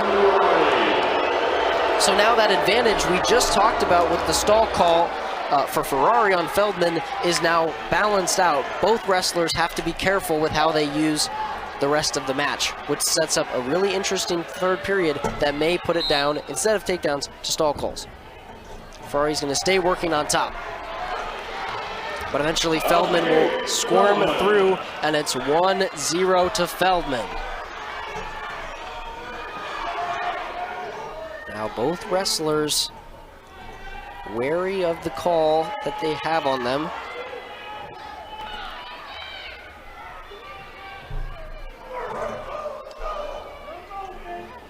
We're hoping to see some expert hand fighting here from the two wrestlers.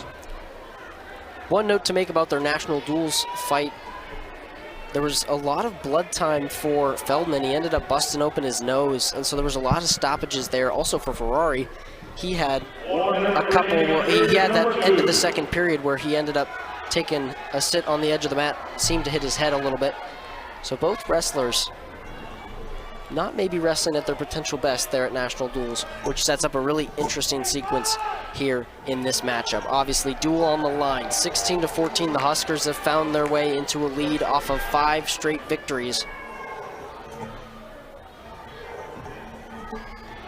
Ferrari trying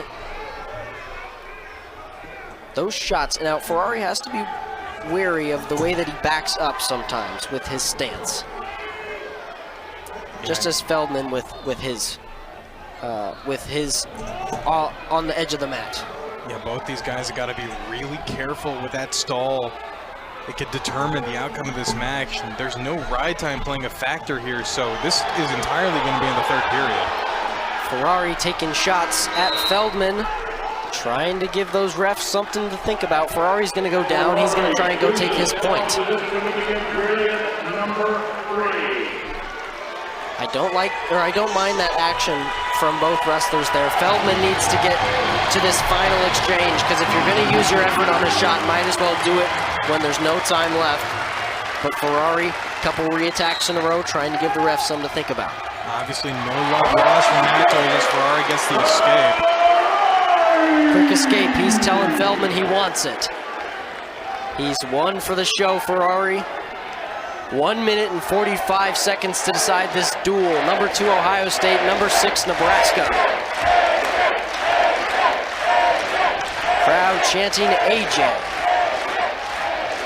And we've seen this in consecutive matches from the Huskers where it'll all come down to this third period. We've seen two consecutive sudden victory matches. Deep shot there for Feldman. He's going to chase after Ferrari. They will turn out of bounds before Feldman can establish control. The refs want him to hurry this thing up. That was a close call there for both wrestlers. Feldman, like I said, conserving for that shot, and he almost had it there. Yeah, if he had just been able to run through Ferrari about 10 inches prior to that, he probably would have finished out the shot and had 3 more points than he has. And what a win it would be for Ohio State to come back here. The momentum is in Nebraska's favor, but the Buckeyes are the number 2 ranked in the country. We'll see. There's a minute left here. Another match going to the final minute of the third period, tied 1-1. It'd be a shame to see this decided by a stall call, so these wrestlers are going to have to go to work. Ferrari and Feldman. Feldman won the first time. We'll see how it goes this time. Both are going to level change down. I would be wary of that leaning back from Ferrari. Yep, I can see how the refs would see this, but I don't think they want to decide it on a stall call. 25 seconds left. One of these wrestlers has to go get one here. Ferrari, Feldman. Ferrari trying to pressure into Feldman. Ferrari's got to stay in this one. 10 seconds left. Feldman just tracking him towards the edge of the mat. It seems like they'll be content to take this on to another sudden victory.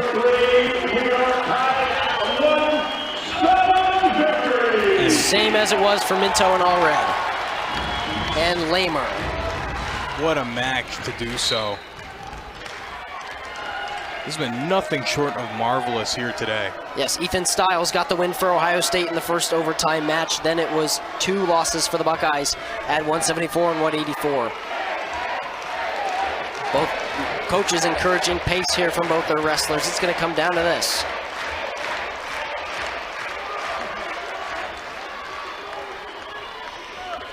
Ferrari shot there from Feldman. They're going to exchange a couple, but they'll eventually reset. I've liked how Feldman's adjusted since the first period. He's taken the match right back to Ferrari and not been scared of him. Shot attempt from Ferrari, attacked back by Feldman. Feldman very obviously mindful of those re-attacks from Ferrari on every shot. That was the game plan going into this. That's the dangerous part of Ferrari. He can train a couple attacks together, but Feldman is just so hard to work with. You can see the ref trying to get both wrestlers to work. Now Feldman can dictate what happens. Ferrari falls to Feldman. That is 3 in sudden victory. And they are still wrestling. The call has been over. Feldman has won, 4-1. Nick Feldman takes the duel from the jaws of the Huskers, and the Buckeyes get it done. On the verge of upset, they lose 5 straight, but Feldman comes into Lincoln and makes work of Ferrari in sudden victory to secure a Buckeyes win. And what a result from Feldman. Proves why he is the heavyweight to watch going forward. 17-16, the Buckeyes survive the upset bid from the Huskers. The Huskers are back in action against Penn State. On Friday, they'll have to go face the Nittany Lions in Penn State. Ohio State will go home after their long road trip and face the Badgers in the Covelli Center. Yeah, and what a great momentum going into that matchup against Wisconsin for the Ohio State Buckeyes. Obviously, tough sledding ahead for the Huskers after a disappointing weekend where you lose to your rival in Iowa, and then you take a very close loss against the Ohio State Buckeyes. There is a point of pride, but there's no such thing as moral wins in collegiate wrestling. The Buckeyes, obviously, without Cannon and without Gallagher, but they took the 4 first matches. Major decision for Bazakis. Davino got the victory over Van D. Mendez majored Brock Hardy, which ended up being the difference. That